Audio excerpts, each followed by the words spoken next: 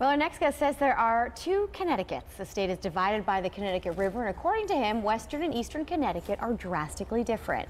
John-Manuel Andriote is here live on CT Style. He's a former reporter for the Washington Post and an author. We've had you on before. We were talking children's books, but this is kind of a different topic here, and I think it's kind of accurate. It's the second smallest state in the Union. However, both sides of Connecticut are really different.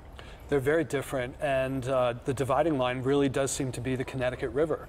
That west of the river, the state is much more connected to New York City and transportation. There's lots of train service and so forth. East of the river, it's a whole different place. It's much more connected to New England, much more of a sense of American history, Revolutionary War, heroes, Indian chiefs, all of that. Very different place. And you grew up in eastern Connecticut, so you have this firsthand experience in the greater Norwich area? Yes, I went to elementary school in Groton, and then my family moved to Norwich, where my father's family lived, where my father and his parents grew up, where my Greek great-grandparents settled when they came from the old country. So what that area is today compared to when you were growing up, how would you describe it?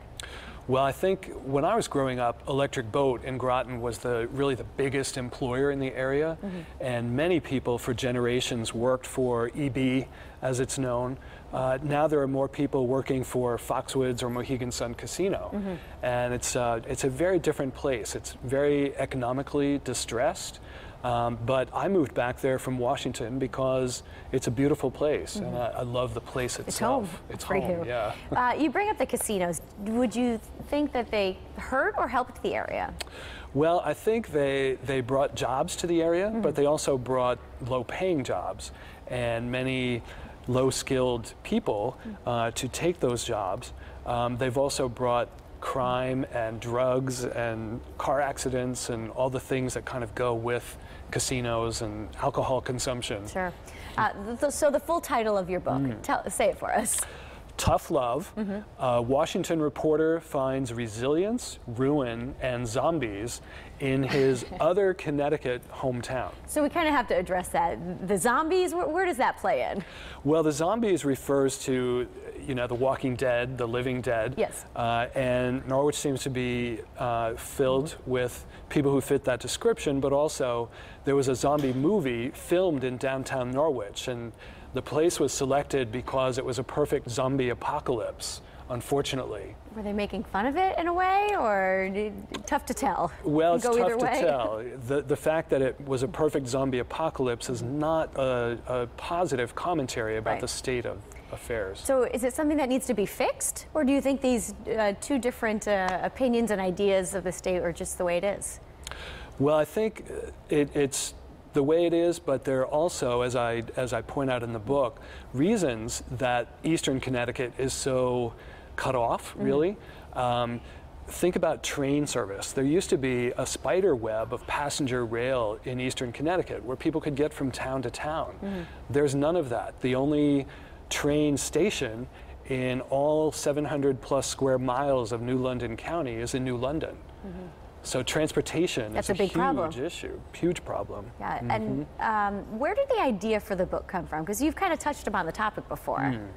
Well, I was writing a weekly column for the Norwich Bulletin that was focused on Norwich-related politics and economic development and things like that. So I decided to collect all of the 3 years worth of columns and other articles and things that I've written about Norwich and eastern Connecticut into a book.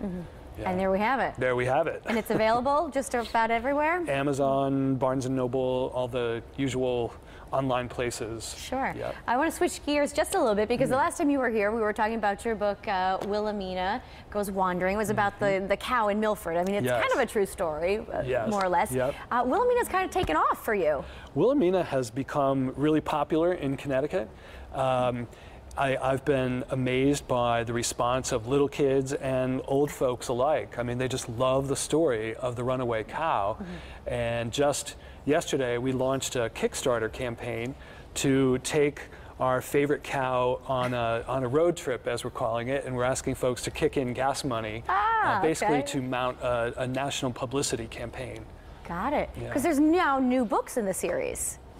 right? Yeah, I wrote 3 other stories that are waiting to be illustrated by Katie Rundy, who did such a great job on Wilhelmina, and we're calling it the Betty's Farm series. That's fantastic. We'll have to follow her adventures. But John, you're also going to be making an appearance over in Norwich, correct? January 25th? 25th at Otis Library, 6:30 p.m. Yes, I'm going to talk about tough love right in the heart of the downtown. Yeah, I'm sure it'll be a very interesting conversation. Thank you so much for being here, and we'll check out your books. All right. Right, we'll send things over to you in the kitchen.